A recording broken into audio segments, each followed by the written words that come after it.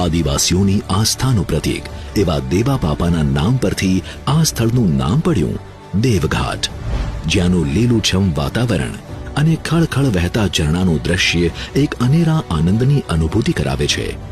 એક બાજુ મનને મોહિત કરનાર પ્રકૃતિ અને બીજી બાજુ સંસ્કૃતિના સંવાહક સમાન પવનપુત્ર હનુમાનજી હોય, ત્યારે પ્રકૃતિ અને સંસ્કૃતિના દર્શન કરાવતા આ સ્થળની મુલાકાત લેવાનું મન કોને ન થાય. એમાંય 156 માંગરોળ વિધાનસભાના ધારાસભ્ય શ્રી ગણપતસિંહ વસાવાએ પ્રવાસન સ્થળોના વિકાસને પ્રાથમિકતા આપી માંગરોળના વિધાનસભાના આ સ્થળની રમણીયતામાં વધારો કર્યો છે. ત્યારે સૌ કોઈ આ સ્થળની મુલાકાત માટે આકર્ષાય છે. સાંભળો આ સ્થળના વિકાસની કહાની.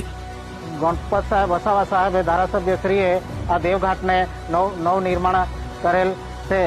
અત્યારે ઇકો ટુરિઝમ દેવઘાટનો પણ વિકાસ થયેલ છે.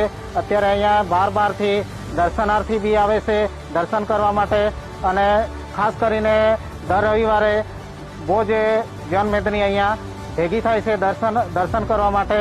અને જે સાહેબે જેટલો પણ આ દેવઘાટ ઇકો ટુરિઝમનો વિકાસ કર્યો એ બદલ હું ગણપત વસાવા સાહેબ ધારાસભ્યનો હું આભાર માનું છું.